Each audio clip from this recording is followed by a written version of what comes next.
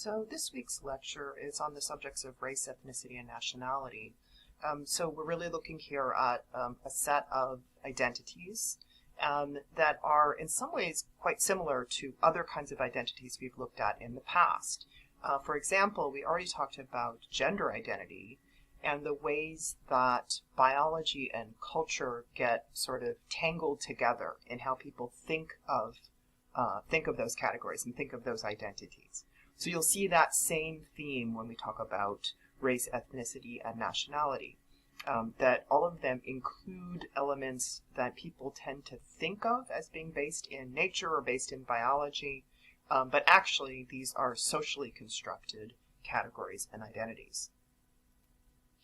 The reading you did for this week in the Perspectives book, one of the interesting things that the author talks about is how people have responded to his own identity as somebody whose racial or ethnic identity is not often clear to other people. And he describes getting questions like, dude, what are you?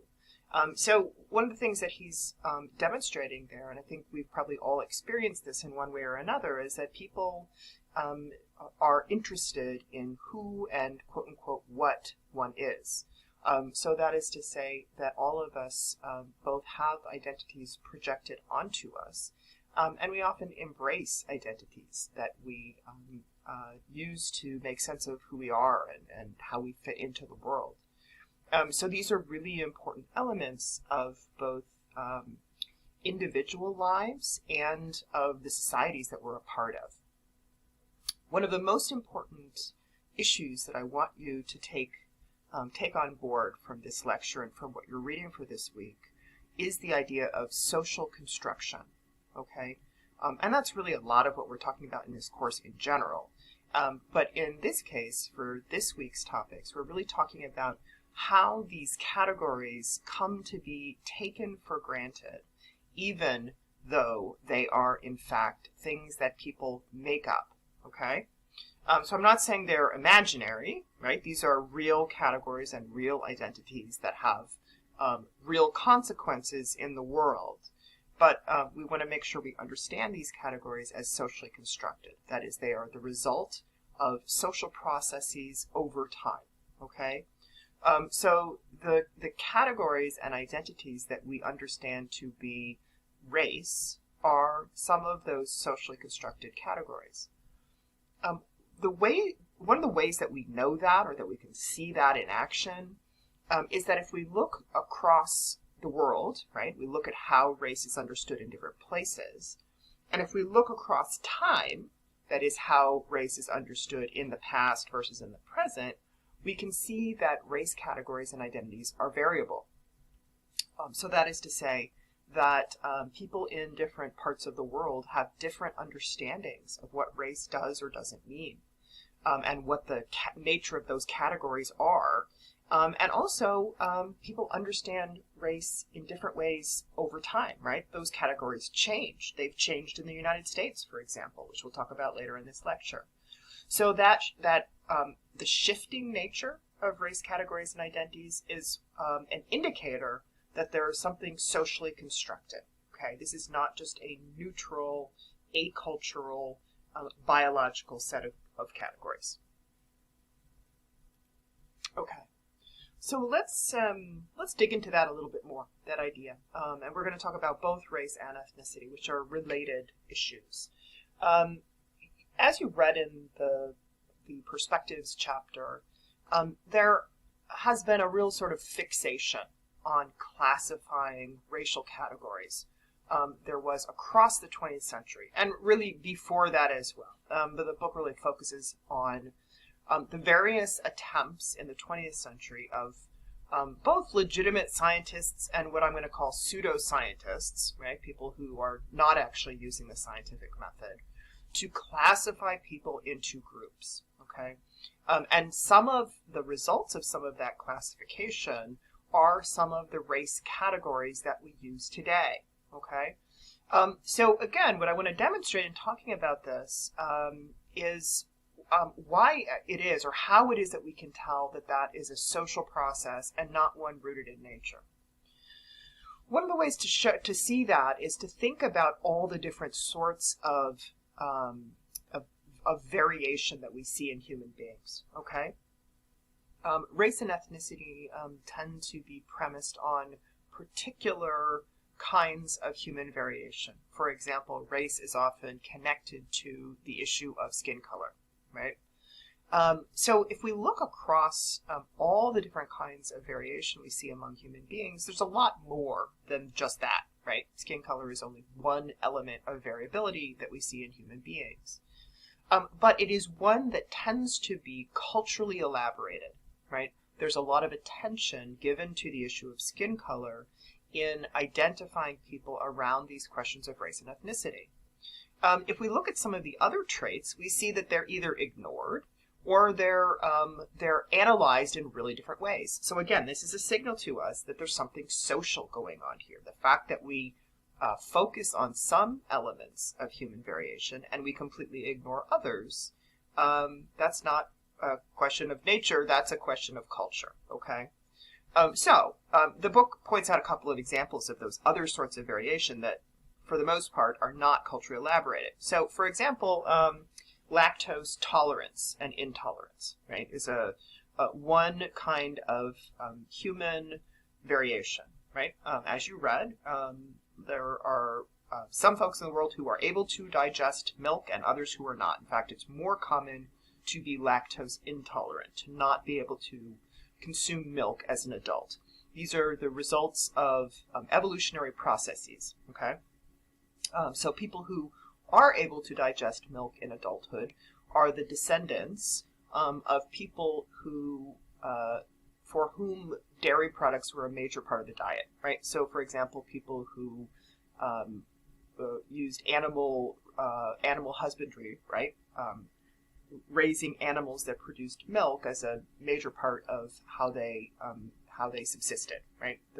So these dairy products were a major part of the diet, right? So that had an evolutionary effect over time, and so you see that variation in people. Some people can digest milk in adulthood, lots of people cannot. We do not culturally elaborate that. You may very well know folks in your life who can or can't drink milk, but we do not consider those people to be different kinds of identities or different kinds of socially significant distinctions, right?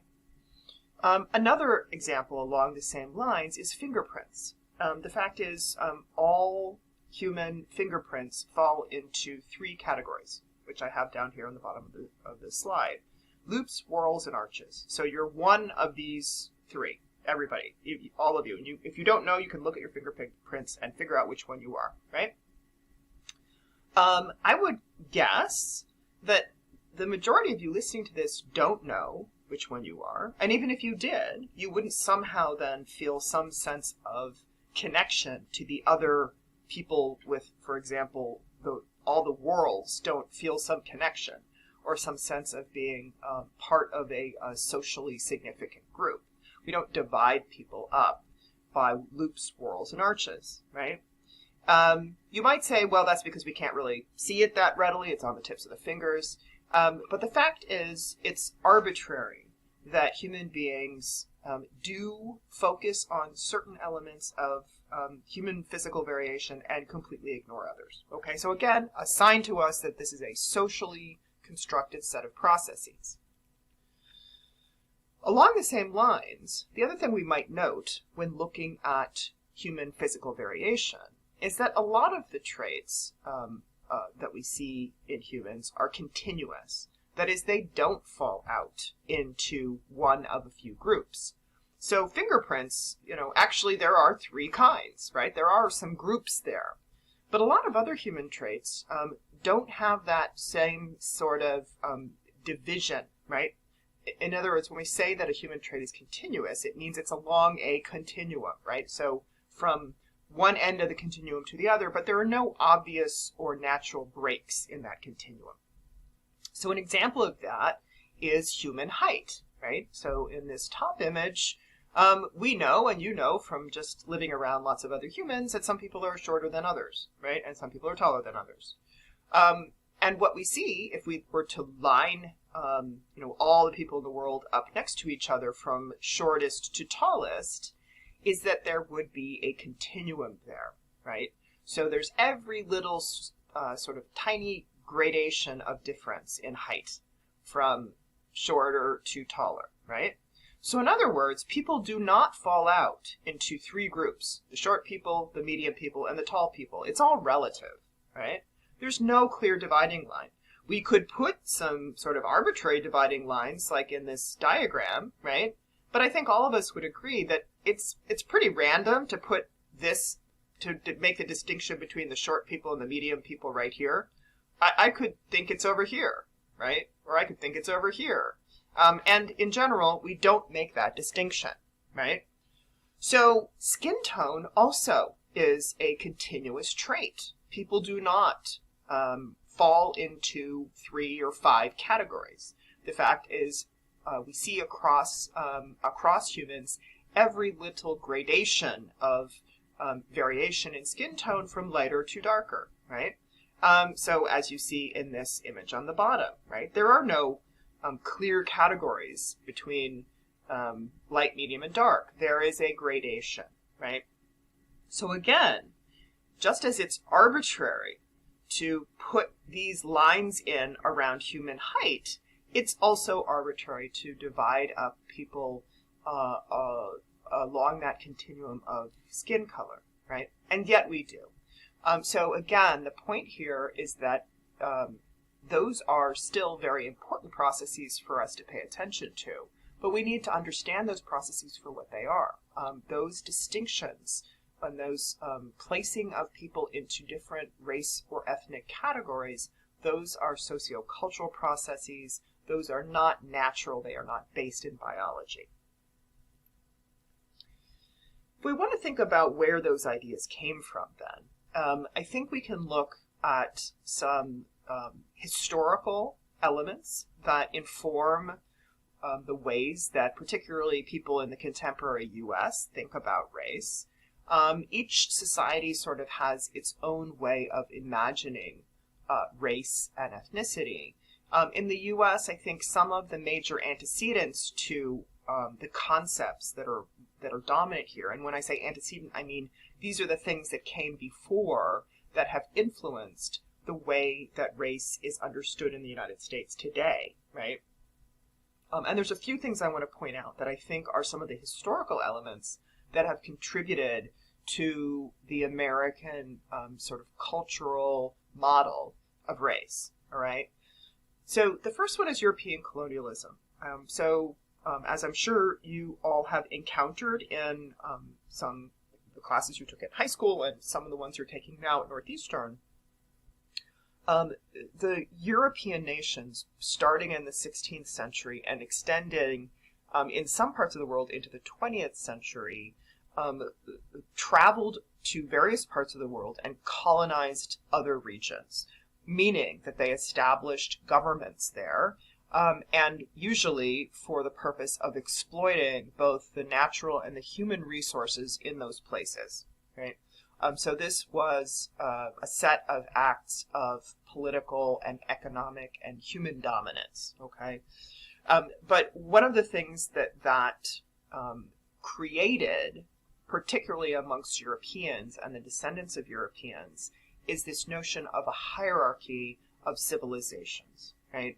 In order to colonize other parts of the world, the European countries needed to come up with a way to justify that, right? There really is no justification for going to another part of the world and taking people's possessions, their natural resources, their land, killing them in large numbers, etc., etc. There is no justification for that.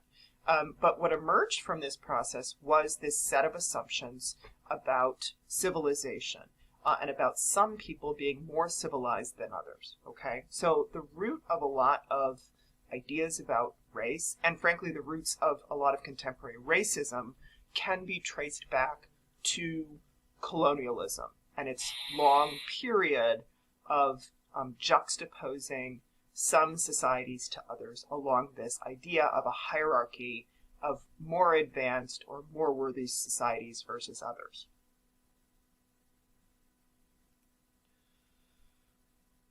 One of the related historical phenomena to colonialism was, of course, the transatlantic slave trade, wherein, again, European powers, as part of the colonization process, took people from the continent of Africa, enslaved them, and brought them to various parts of the Americas to serve as labor for money-making ventures for those Europeans, right?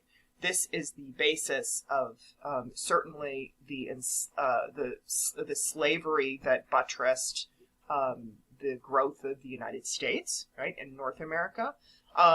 Slaves, African slaves, were also taken to the rest of the Americas. So that very long process, the transatlantic slave trade, which again overlapped with the process of colonialism, of European colonialism from the 16th to the 19th century, also has a legacy in the way that we categorize race and the way that we think about race and the hierarchies that are the basis for racism. Okay, so again, this is in the historical past, but I think it's important for us to reflect on the fact that these very intense and important elements of our shared history have come to be part of the lens through which all of us look at the world, including through or including about these issues of identity, right? And identity particularly tied to questions of race and ethnicity. So this is another antecedent to contemporary U.S. Ideas about identity. Moving a little bit sort of later historically, at the same time that we had those colonial processes going on, we also had the rise in particularly the 18th and 19th centuries of scientific or pseudoscientific concerns with race. And your book, the Perspectives chapter, touches on this. Some of those studies during this period that attempted to categorize people from different parts of the world in terms of a presumed relationship between the physical form of people's bodies and their intelligence or the sophistication of their cultures, or indeed their place in a hierarchy of civilizations. Again, I call it pseudoscience because the fact is there's no validity to any of this. This is illegitimate thinking. It's not based in actual scientific findings. This is biased thinking, and it's really part of a racist ideology, right? So we can dismiss it as not being good information, but I do think we want to reflect on it because this was a long period where what was understood as science at the time contributed significantly to, again, those ideas about racial and ethnic identities. And these are some ideas that continue in a slightly different form, but continue to have an influence in the present. If we think about, again, the legacies of some of the very troubling chapters of the past in Europe and the U.S. that still inform ideas about race and ethnicity today, we'd also have to talk about the eugenics movement, which was a movement in both Europe and the U.S. starting in the late 19th century and stretching well into the 20th century, which was again, an idea about the relative worth, value, sophistication, civilization of different populations of people, right? It was, again, an idea that was steeped in a racist ideology about human variation, but that had a powerful effect, particularly in the politics of Europe and the U.S. during this period. And we'd have to also talk about things like the local laws, even in the United States, that lasted well into the 20th century, laws that kept people of different racial and ethnic identities segregated from one another in the period after the end of slavery. Many of you, I'm sure, have encountered this history in history classes and other classes that you've taken. The fact is, the end of slavery in the United States did not end segregation and racism, right? In fact, it continued very explicitly in the form of what are often referred to as the Jim Crow laws, wherein white people and non-white people were separated in all kinds of public places. So again, those specific laws eventually went away, but their legacy continues in the way that we understand who people are. So again, these are some of those precedents for these ideas about identity. One final example I'll give you is from the continent of Africa, where, again, ideas about the hierarchy of civilizations led the white settler regime in the southern African country of Zimbabwe to, in fact, deny that it was Africans who built some of the most astounding ruins that we find on the African continent. This is a picture of the ruins called Great Zimbabwe. This was the capital city of a large civilization that ran from about 1250 to 1450. So these magnificent buildings, which were constructed in that ancient society, that are still on the landscape today, clearly are the work of the Africans who lived in that region at that time. Again, the denials of the African origins of Great Zimbabwe were part of the politics of the settlers there until well into the 1960s. So, in other words, we see examples around the world of the sort of construction of both racial identities and the racism that creates a hierarchy of relative worth across different human populations. Now, this is, what I've been talking about so far is really sort of as a way of providing some background and connecting to your readings for this week in terms of where anthropology then comes into the story. And one of the best places to start with where anthropology comes into the story in the study of race and ethnicity is with the figure of Franz Boas, who was an American anthropologist who started his work at the turn of the 20th century, so very early, near the beginning of the discipline. By many, he's considered sort of the founder of modern American anthropology.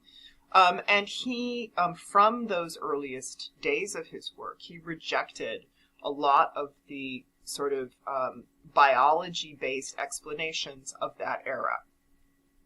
He believed that human variations were cultural in nature, that for the most part those differences were in human behavior, not in human biology.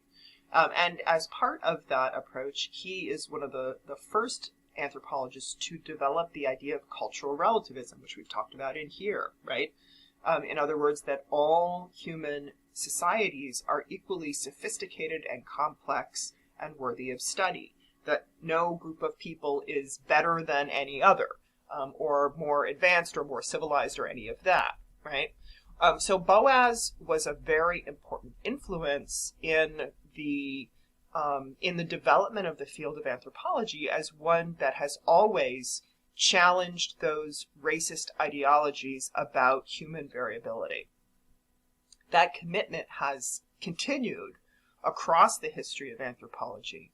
So if Boas back at the turn of the 20th century was talking about cultural relativism, we see some of those same ideas embedded even in the current statement on race that is held by the American Anthropological Association, which is the major professional organization of anthropologists. So that statement says, in part, physical variations in the human species have no meaning except the social ones that humans put on them, right? So again, race is a social construction, not biology.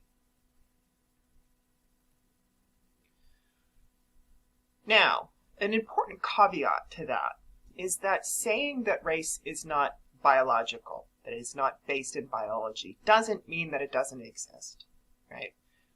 What it means is that in order to understand its existence, we need to understand that it's a social phenomenon and not a biological one, okay?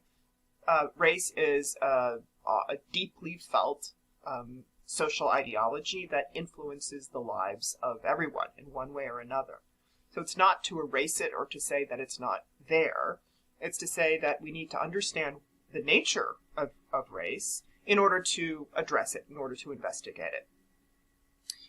As I said, one of the key ways we can understand the constructedness of race is to look at its variability, the ways that those categories change over time, and the ways that they change or vary across places in the world.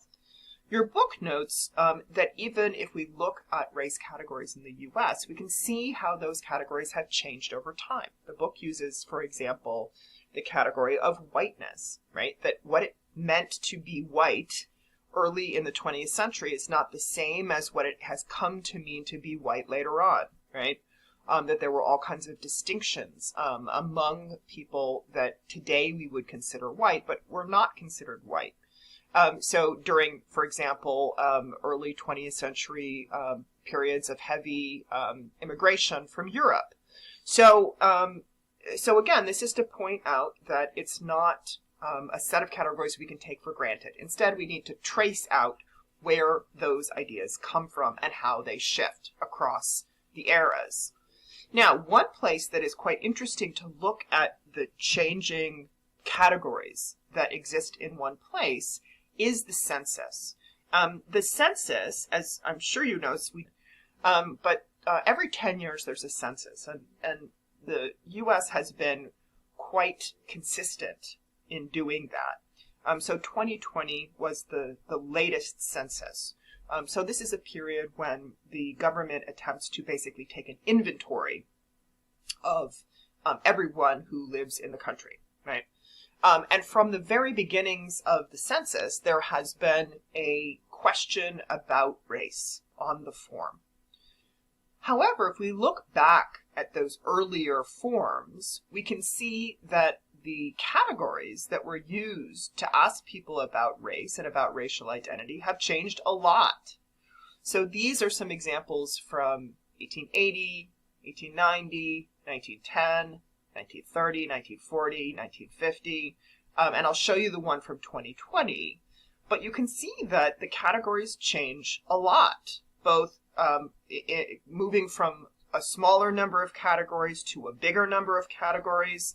There are some categories that have completely fallen out of the form that we don't talk about, right? Because they are based on that era. So these early ones from the sort of the late 19th century, some of those categories are precisely a reflection of the post-slavery era in the United States. And some of the more recent ones reflect a more multicultural society, but still one that was divided up or classified in different ways than some of the terms we would use today, right? This is the form from 2020, and if you take a look, and you know, again, if you're really interested in this, it's really easy to find all the information about the census over time. So it's actually really interesting to look at how the question was posed, even at different points, because not only do the categories change, but what question is exactly asked has changed over time. So here's the 2021. And you'll notice that there is, again, a question both about race and a question about ethnicity, right?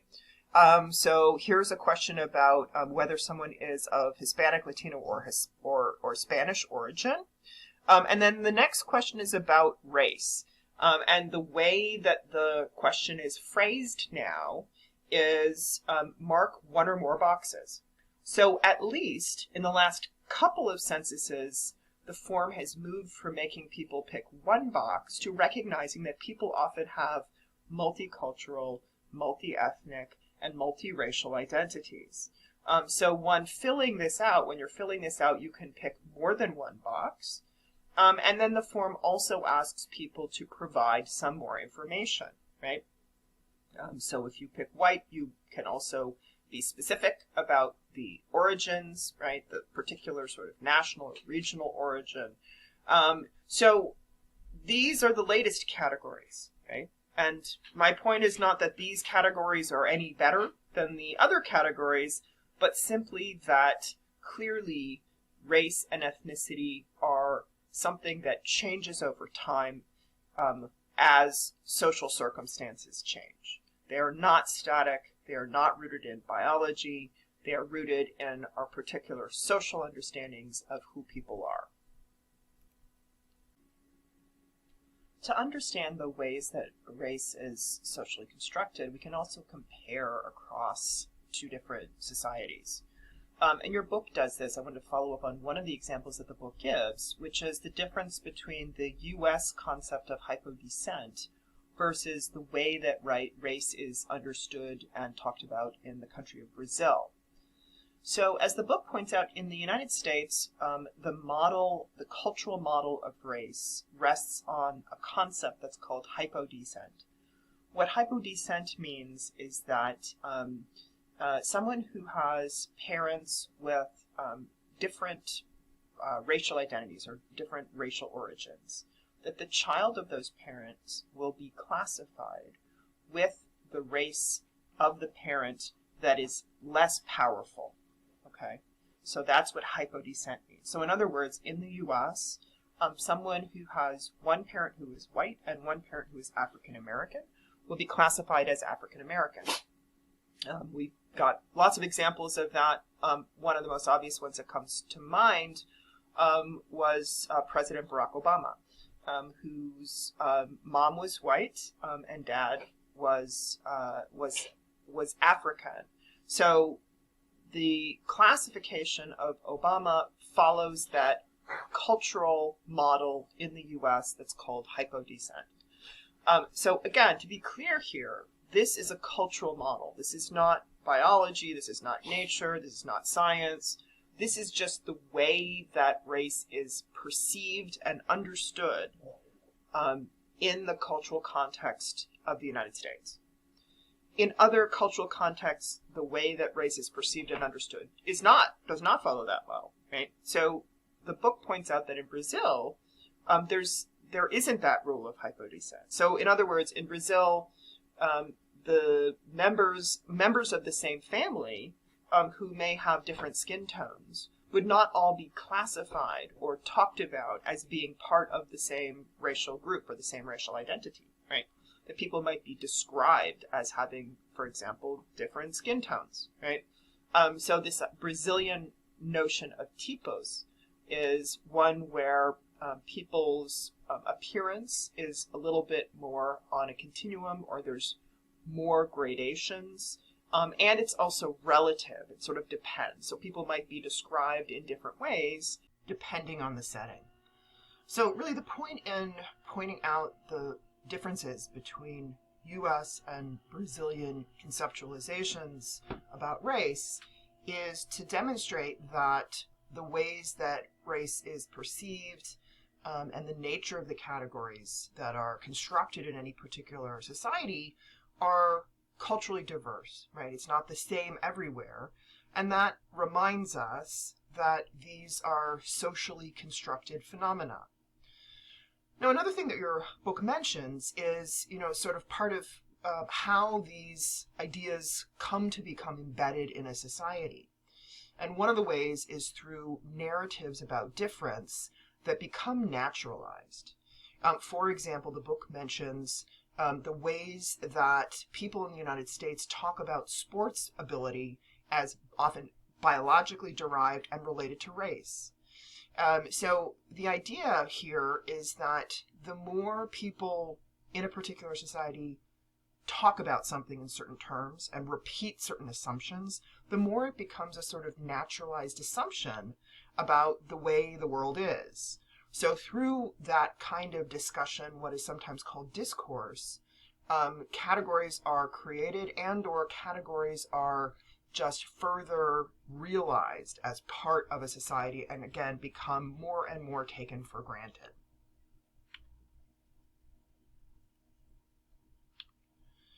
Now, a couple of related concepts for this unit are ethnicity and nationality. Ethnicity, and both of these overlap in all kinds of ways with ideas about race and racial categories.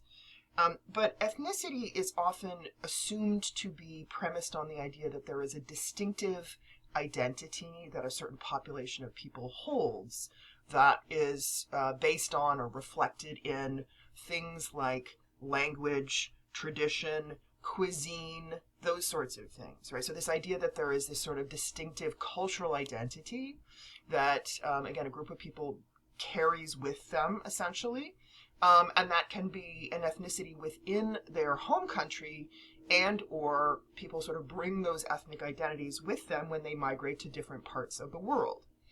So as your book mentions, in a place like the United States, which is a diverse society, which is composed of people from all over the world, then ethnicity becomes one of those ways that people are distinguished from one another. And that includes both people claiming an ethnic identity for themselves, or communities claiming an ethnic identity, and also people projecting ethnic identities onto others. A diverse society like the United States, is sometimes described as a melting pot and sometimes as a salad bowl. And you can sort of imagine what these two different metaphors suggest, right? The melting pot suggesting that the idea is that a diverse society includes people basically assimilating to mainstream culture or mainstream society, whereas a salad bowl suggests that different ethnicities or ethnic communities maintain their own distinctive identity, right? So more like pieces in the salad as opposed to things all melting together. And of course, in a place like the United States, you find examples of both. And that depends on all kinds of things, right? It depends on the politics in a particular city or region. It depends on, what are the pros and cons of assimilating or maintaining your distinctive ethnic identity. These are questions that are very potent right now in the United States, as there's lots of both talk and action around questions of diversity in the United States. One of the key ways that debate or discussion is being acted out in the United States is especially in terms of nationality. Nationality has both sort of a technical meaning and a sort of broader, more symbolic meaning. The technical meaning connects to the idea of having legal citizenship in a particular country or nation state, right? So citizenship, of course, is a question that's been very powerfully debated and acted on in the United States in recent days, months, and years. But beyond the sort of legal question of citizenship, nationality also has symbolic meanings for people. So it's quite common for people to feel some sense of a larger connection to the nation or country that they come from. Some idea that there's some kind of shared identity, shared set of values, etc., among that population of people that call a particular nation their home. And again, it's not unlike, ideas about race and ethnicity, in that it is something that is socially constructed, that changes over time, that kind of looks different from the inside and from the outside.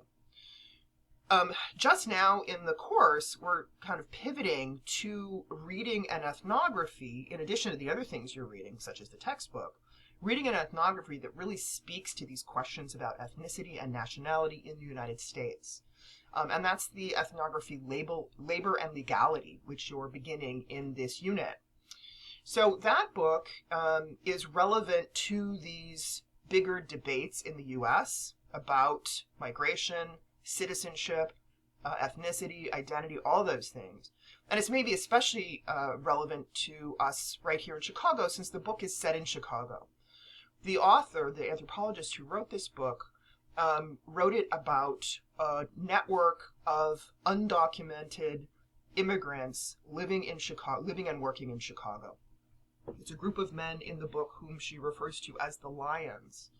And she talks about both their lives in Mexico before they come to the U.S., sort of why they decided to come, how they got here. And then she spent a lot of time, this was her ethnographic research, hanging out with the lions and even working alongside them, and really figuring out a lot about what that set of experiences is like.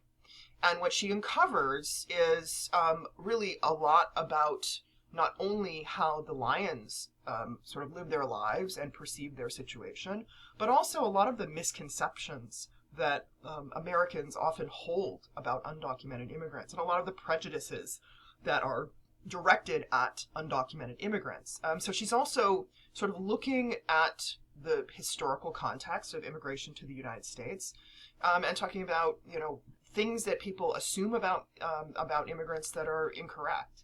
I think it's a really interesting book, both to read in this moment when questions of immigration are especially present in our public discourse and our political debate, and again, also something that's an ethnography that was conducted right here in Chicago. So I hope you enjoy the book. Again, as you know from the syllabus, we will be continuing to read chapters of Labor and Legality over the remaining weeks of this course. So definitely make sure that in addition to the other chapters that you keep up with the ethnography. We will be discussing labor and legality in the discussions, and also it will come up in other ways in the course. So I hope you enjoy it. We'll talk again soon. Bye-bye.